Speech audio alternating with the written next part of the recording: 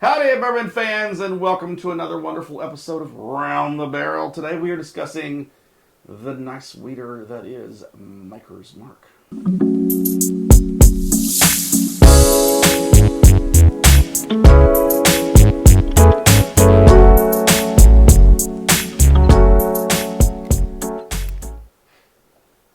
And here to discuss this iconically waxed brand is... Leanda Lazarga. I'm a whiskey enthusiast. JR with the Whiskey and Rock podcast.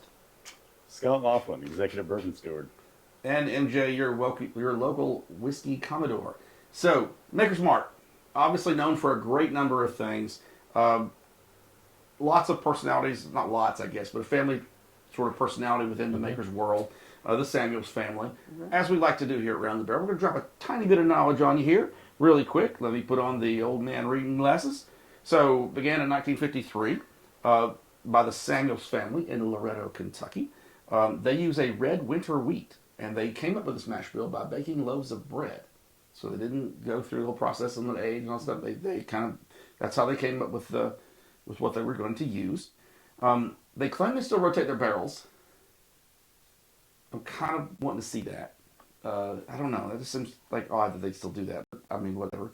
And then my favorite person within the Maker's history is Margie. Right. So Margie, and I will tell you, I don't think we're talking about Maker's Mark today without Margie Samuels. Agreed. She is credited with the bottle shape, the look of the label, the red wax, the name, and she is even credited with bourbon tourism. Sure. I mean, which I totally could see. I mean, they really, because they do an amazing job on their tours. They have a beautiful facility. Before you get there, though, you kind of feel like you're lost. Because it's out there in the ways. I mean, it is. It's on its own. Beautiful way to get lost. It is. It is a pretty country that they're in.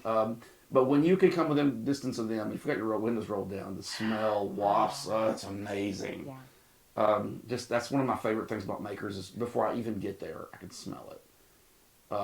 It is awesome. So thanks. Just keep doing that, guys. It's awesome. Those are my 2 cents on Makers as far as knowledge goes. So let's actually talk about the brand. So has anybody dipped a bottle here? Oh, yeah. Yes. I have not. I have not either, but I've had my wife there doing it. And I got pictures of her doing it. This is, I think, an iconic brand for the wax. Of course, legally speaking, they're the only brand that can drip the wax. Everyone that challenges them loses. Yes, well, it's copyrighted. Like they've got it, It's theirs. Yeah. And you do see it on some smaller brands, but usually it's not anything like big by any means. And I'm sure they kind of get on those guys pretty early too. But really nice. The distillery's beautiful. Wonderful time. Bill, thank you for the wonderful time that the university had when we were there doing our reunion. He was nice enough to chime in on all of our tours and spend a good time talking to us and et cetera. Really nice guy, really nice family. So let's talk about standard Maker's Mark. So regular Maker's Mark, obviously it's a wheated mash bill. So it is typically what you think of a wheated mash bill. It's almost a baked bread on the nose. You can tell it's lower proof to me. It does taste a little, and again, we drink more often than most people, so maybe a little more, our palates are going to pick up on that a little bit more. But, I mean, it's just, to me, it's a loaf of bread. I think it's a great conversation starter. It's just a way to sit and enjoy. I like this. Yeah. And it's a good bourbon. It's great bourbon. It's a very easy sipper. Yeah. Yeah. Right price. Yep. Drink it neat. Mix it. Doesn't matter. Yeah. Yeah. Just, Yeah. And one of the more gifted bottles at Christmas time. Yep. Well, it's beautiful. So, which yeah. is coming upon us. So, if you think about giving a gift to someone who's not maybe the biggest bourbon drinker, Maker's bottle is always a good choice. Very approachable. Yeah. Very. So, stepping up to the regular Makers, we at the 46. And Charlie Kramer, I'm going to say hello to you in Knoxville. This dude loves 46. I don't think I've ever met a bigger 46 fan than that guy. He loves Maker's 46. So, Maker's 46, though, I have found some division in when I talk to people about it. Some people are like, yeah, it's great. Some people are not so much. So, I'm curious to hear y'all's thoughts, because I don't think we really, I know you and I don't really regularly drink standard release stuff together. So, except on these videos. So, Maker's 46. I like 46. It's got kind of a spice component to it Yes. that the original makers does not. And I would almost say a sharper vanilla. And it's one of those things, you either like it or you don't. Yeah. I love it, and I love that the cast strength of it is amazing Yeah. as well. Oh yeah, no, that I agree. And I think in the 46 you get a little bit more of the oak coming through because of the French oak staves and things like that. So it's Yeah. a little bit of an elevated drinking experience. For those of you that don't know, what they do is they take a rod, they call it a rod, and then they take the staves, and the 10 staves staves. kind of stay dangled into the barrel. That's kind of what they do. Yeah. And with a lot of the store picks and things, you can pick the staves, that you want to age in the barrel because they don't think they stay in there the whole time. And the Maker's 46 room is awesome. The whole hillside thing that they've got going on there is amazing. It's really cool in there. It's nice when you're there in like July. It's And then you go 55 in. wonderful degrees inside. Yes. Yes, yes. you can walk in there. Just really, can we just stay? Like, this is great. Anyway, but I get a real cinnamon from this. You were saying woodsy and the spicy. The spicy is it's not spicy, but it's spicier. Sorry, bakery Right? spices. Right. No, absolutely. And that run cinnamon home to to Mama me and just answer. is so sweet and wonderful. Want more? But yeah, I want to hang out in that stave room Yeah. and create my own. I haven't done that. See, and I guess I'm not a voice of dissension. I'm to me, 46 just leaves me wanting more. Leaves me wanting another sip, which Like- I guess is more. Well, it is. It's there you go. But Okay. to me, I feel like it's. I mean, I still. And maybe it's because I've got the 46 cask, and I think of when I start talking about like 101s and the cask and maybe some of the other higher end stuff and their releases and things. But like every time I drink it, I don't know why, I'm like. I just want like there's some tiny little thing I want more than what's there. I don't know So why. is it the drier finish? It may be because I'm not. I a huge red agree with wine you. fan. Tannins. Yes. Yeah, And it the is dry, It is yeah. dry Absolutely. finish. Yeah. And And maybe that's it. probably the wanting That- more. that And I might think- be it. I don't know. Yes. I think there's this component too that as whiskey enthusiasts, we've tried a lot of things. And you mentioned that you've had the cast strength. So it's hard for us to separate ourselves and only have this and not think about other things we've tried or where we tried it or when or with who and just enjoy what we have now in the glass. Right. And that's possible. So it's hard to separate. It's just kind of the way I feel like every time I drink it, though. So again, and It's real. I enjoy it. It's good. It's just again, no. So maybe that's it. I don't know. Yeah, whatever. So, 101. So as we start to dip into our 101s, I see some level of excitement. I'm going to ask Jeff really quickly. So anything really unique? What's going on with the podcast lately? We've just been reviewing new releases. We've been fortunate to get some samples from some of the new Jack products, and Larrikin has some new stuff coming Larrikin. out. We've Ah, had Larrikin. Stuff. I'll be there January. Can't wait. Just had Barrel on the show. So just working through a lot of new stuff that's hitting the market right now, and trying to do some reviews. And we've got a couple more distilleries lined up. We've got some actually shop owners lined up too. We've been going to some local shops, or they've come into the studio and just kind of get like a retail perspective on what's going on in bourbon right now, because has been a shift Yes, in there's the the bourbon. bourbon. Yeah. And so, Yeah. like, See- what does that look like from a retail great. perspective, from the great. owner-manager Enjoying perspective? it. So, Yeah. So, and obviously, where can people find you guys? whiskeyandrock.com is the website. We're on Spotify, Apple. I mean, everywhere you get a podcast or access a podcast. So for we're you there. techie souls out there, Yeah. there you go. I admit I just go to the webpage. So that's kind of how I get to you guys and give y'all a listen while I'm sitting in the office working, and it makes my day a little better. So I appreciate that. And talking about really quickly the where we are with the market, I'm enjoying today's market. I think the whiskey enthusiasts, the people that are drinking bourbon and enjoying it, I'm actually finding that to be, it's almost enlightening right now. I feel like I can get a hold of things, and I'm getting them at better pricing Yes. and fairer pricing. Let's Yes. put it that way. And I don't know if Yes. I don't know if that's an economic term, because of course the economy right now is not the best, but simultaneously, we've gone through our whiskey bourbons sort of like skyrocketed, and now it's kind of leveling off a little bit. And you're losing those fringe people that just got into it because it was the cool thing to do, and now for those of us that genuinely enjoy it, Right. it's almost better. I'm enjoying it. The glut's over. We're Right. We're not quite pre-COVID, but we're getting there. We made I bourbon think work we get out there and within the next 2 drop that. years. I mean, a store that we go to, Yep. they had 3 cases of Blanton's on the floor Yeah. for weeks. Mm. I mean, That's a And it good was- indicator. so that's the indicator right there. yeah. It's sold, Yeah. Eventually. but it wasn't They've also gone in hyped 20 up seconds. Yeah. Yeah. So, again, getting back on track, because usually I go off on these things for like 20 minutes. 101. No, you were excited about this with me.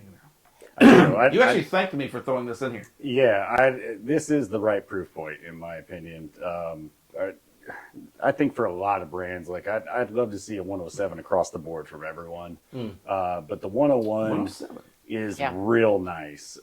You get, all the classic flavors you get from the original, but the intensity's dialed up just a little bit. Yeah. And you It's start such to a pull a smooth little drink. more. The You get flavors some they're of more the baking alive. They're spices. bold. Yeah. Yeah. It Yeah. just You your get a mouth is hug. like yes, more. Yes, A you little get the hug, but hug. not over, like, not Right. like a Right. heat It's not like a bear hug. No, just Right. like a Still nice, very Right. approachable, yes. but, Oh. but way more flavor. Yeah. Yeah. And this is probably at the higher end of my standard release makers Okay. stuff for me. I know 101, good price point. Oh yeah. Yes. Um, Yes. So you said 107? Is that kind of, you wish everybody released a 107? It just seems I like a do. random number. Well, caught my I mean, attention. Yeah. That's why I brought it up. Yeah. so 107, 108 seems to be a real sweet spot. Yeah. For, Well, now you're wavering. no, 107, 108. That seems to be a real sweet spot where the bourbon gets to shine, and you get a lot of those flavors that you might get in a cask strength. Okay. But you're not overwhelmed Right. and on the floor because it's a cask strength. It's still very Right. approachable for Right. people who aren't doing this all day. You know what I mean? Or don't have a lot of experience. But I would like to see. I think Wild Turkey 101 is in that same Yes. boat. Absolutely. Sure. You, Yeah. you get a lot more of the flavors, still very approachable. And that's actually what caught So my that's attention about kind of where I'd like a few more points, but that's just my preference. But yeah, that 101 is real nice. So I've heard from a lot of different people, 100 proof is like the perfect proof for bourbon. Those bottled in bonds. I don't Yeah. think there's a perfect proof for bourbon. I think it's individual palate, of course. Yours seems to be at 107, 108. But again, this 101's awesome. This is really Yes. good stuff. Yes. The finish on it's amazing. Yes. The Yes. finish is still going. It hangs. Yeah. Yeah. Lingers and it's nice. Yeah. Yeah. Yeah. Yeah. Wonderful caramel note. I mean, Yes. just wonderful. Well, it's going to slow you down. You're going to have more conversation and more sips, and that's where we want to be. Yeah. Awesome. Well, I want to be talking about this cast strength that's next. I'm ready. Oh, So the bottle you see before you is the newest release of the cast strength. This is where they're putting the age statement on the bottle. This is something that I think that they want to bring forward for probably a multitude of reasons. Well, they But- don't normally barrel it to age either. They barrel No. it to taste. But they so put what is the age statement- on this? They put 7 the age years, 2 statement. months. This is a 7 7 years, year, 2 2 months. months. Okay. Yeah, so they're getting specific about the age. Great. statement. So, in fact, I picked this bottle up because of 2 reasons. A, the price point. Yeah. The price point is fantastic for a cast strength. Yeah. And B, it's a cast strength makers at that price point. It's just you can't beat that. No. I mean that's what we again I like the fact that they're being forward on the label, and I think that that's something more brands need to do. And we hear a lot of talk about things coming off, the age statements coming off and going back on and all that good stuff. I think they're all playing around with it, aren't they? But Yeah. it's fine. I really don't have what's in the bottle is what matters in the end. What's the proof on this one? 110, I think. I don't have my glasses. 112.5. 112. Oh, So doesn't sip that high. No, it No. doesn't. Not No, at that's all. dangerous. It really just feels like another step above the 101. 100%. Yeah, yeah. Like the flavors are They just all tr- consistent. Lifted it up a notch. It's just Yeah. another amplification of that. For does me, it I'm drink getting- like a 107? No, this is I get more probably black cherry little higher than from that. I think it's still very approachable, and again, just Maker's cast strength for I think it's $35. Yeah. Like, Oh yeah. That's, Yeah. that's it. all It's day, every really day. expensive. That is a wonderful buy. And Yes. I mean, it's just amazing. This is the first time I've had the age stated. I can't say that I've really tasted a difference per se than like a standard Maker's cast that they've been doing for forever. What I will say is I get like a deeper or darker caramel through it. I'm getting that cherry coming through. See, and really to me, get more that spices sweetness. I think it's more. I get a little more spice. I for it. do get more spice. The Yeah. baking spice comes through. It does. It comes through. Yeah. It comes through more, not crazy. overbearing, but it makes. It's almost like it's. I mean, I'm I'm gonna spicier. make sure Thank you you. know Yeah. it's Okay. here. I have that pop. Now sauce you on said my it, of tongue. There you course go. I'm That's right, I That's planted great a sprout. seed, I'm That is sorry. fantastic. Okay, so I like your and just because I mean, it's spicier, but that We were all cherry's talking. there. what did you say you get on the Yeah. tongue? It's that pop rock. See, and I agree. Oh, with you. I think yeah. that's a great analogy. Yeah. I think that's a fantastic That's analogy perfect. on that. So And I think what's cool about Makers and what we've got here in this lineup is it's the same distillate. The mash Yeah. bill, Yes. everything is the same. No matter Yes. what the product is, it starts with their core Makers product, and then they just finish it, or they don't proof it down as much. As I say, it's an Yeah. art. That proofing is an art, and they're doing well. They're doing really well on how they're proofing their product. But to be able to taste and experience the different flavors at the different proof levels or the different finishes, knowing that it's the same thing. and that was one of the Yeah. reasons I line chose up this store one. picks. Yeah. Store Yeah. picks will vastly differ And those are fun. through makers. Yeah. And I mean, they're all good, but They're fun. the flavor profiles are great. But I mean, Yeah. there's so many different Well, and combinations. when they, because of the stave differences. Right. That they, Yeah. and again, I mean, that's what brings it, and that's one of the unique things about what Makers does, et cetera. And we, again, and so if you've not taken the tour there, if you get the chance, this is one of those distilleries, and I don't take a lot of tours anymore. When you've toured 100 plus distilleries, you just kind of hear the same thing over and over again. This is one that I would say is worth it. Every time I go, It's it's fantastic. different. And Absolutely. I It's really did the good. Cholula Glass tour this Yes. summer. Oh my goodness! And with Yeah. the ceiling in there, they do a great job. Oh. So for those of you who've not been to Makers, get to Makers Mark. Give it a shot. Try some different brands of Makers if you haven't.